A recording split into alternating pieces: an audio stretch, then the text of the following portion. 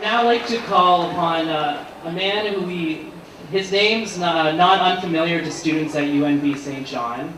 You'll see his painting prominently displayed in the library at Ward Chipman Library, and you'll see his name on our Student Center. I'd like to call upon Dr. Tom Condon to come and say a few words to students today.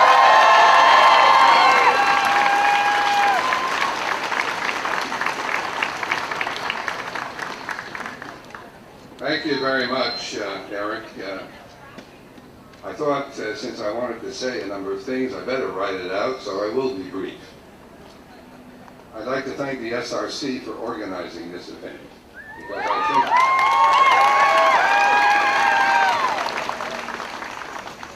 think the commissioners and their staff and their advisors have said some valuable things about student aid, the need for restructuring the college system, the chronic underfunding of post-secondary education in the province, and the necessity for a major infusion of new funds. But when it comes to the recommendations about UNBSJ and its future, they are simply wrong.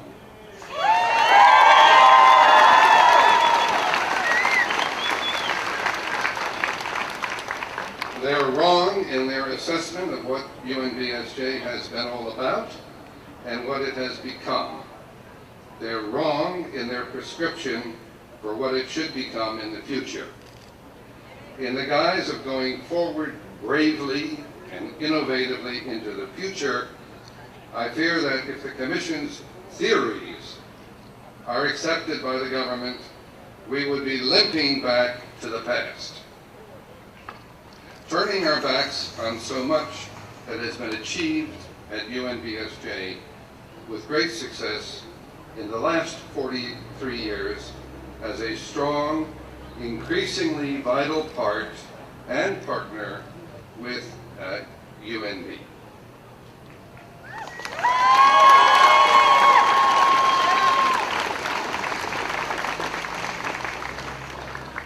In destroying UNBSJ, or I think that's what will happen if the recommendations are accepted, in destroying UNBSJ, they seem piously to hope that something wonderful will magically arise, phoenix-like, from the ashes of UNBSJ. Now, I don't think this is what the students, the faculty, the alumni, or the citizens of St. John want. We're asked to give up our hard-won university status to become a vaguely defined polytechnical place. Alongside a Northwestern and Northeastern Polytechnic.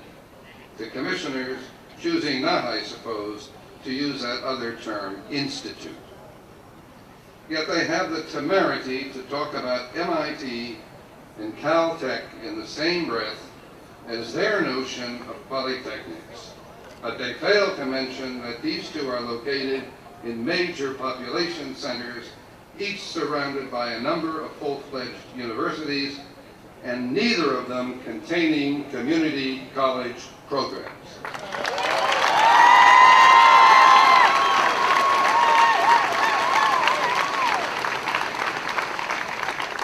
They're great places, but that's not what the commissioners have in mind for us. We would, I fear, be gaining an independence we do not wish at the cost of sharply reducing our program offerings and seeing our research, which is so vital to the community and to the life of the campus, sharply diminished. There is no question in my mind that UNBSJ could become independent, could become a separate university, but I continue to feel that the advantages of the two-campus, one university we have carefully built together with our colleagues in Fredericton still greatly outweigh any perceived disadvantages.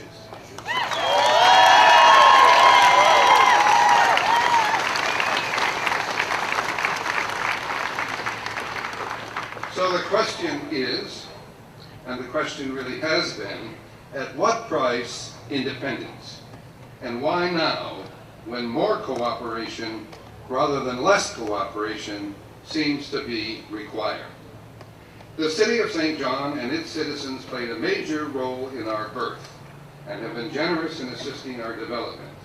We in turn have given much to St. John and greatly assisted its own development. But we must be clear that we are and we must remain a provincial university in St. John and not some St. John post-secondary abstraction.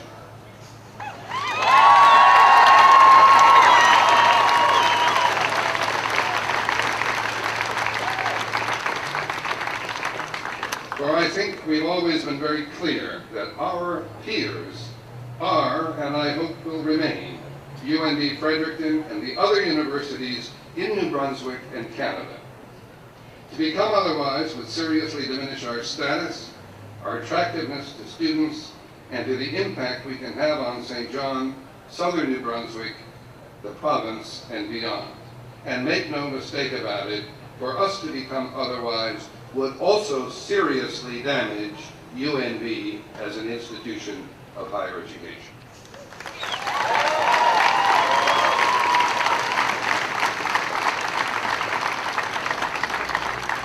The active voices in Greater St. John in the 1960s, responsible for bringing UNB St. John into being, and I see Eric Teed is one of them, going back to the 60s.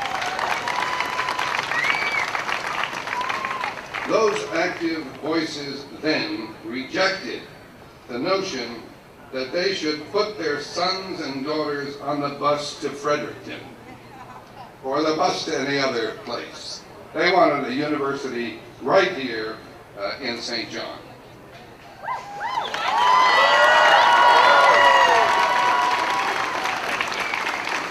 They wanted their sons and daughters from here to be educated in St. John and to be joined by students from all around the country and the world. I hope that active voices will now be raised in St. John, that our students and our faculty and alumni, the City of St. John, and today's parents will reject any such notion that getting on the bus is okay.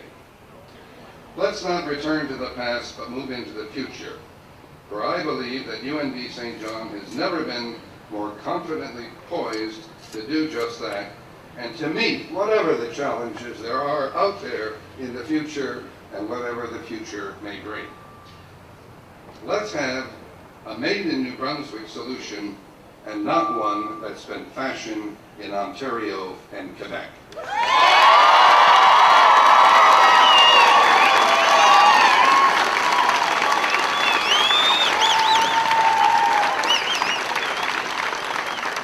And I want to conclude simply by saying, let's march!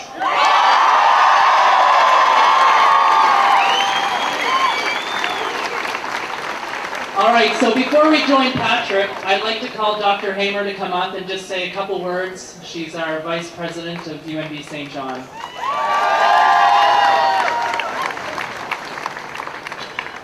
Wow, this is fantastic. I'm just here to say that I'm proud of students just about every day in the year.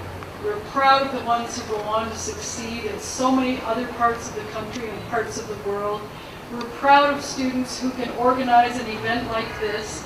Proud of the students who've been bugging politicians for the last month about this post-secondary report. Proud of every single one of you.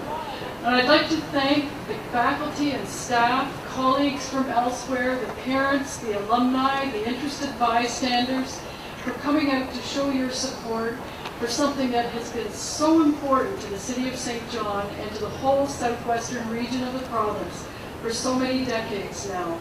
Why undo success? Let's build on it instead.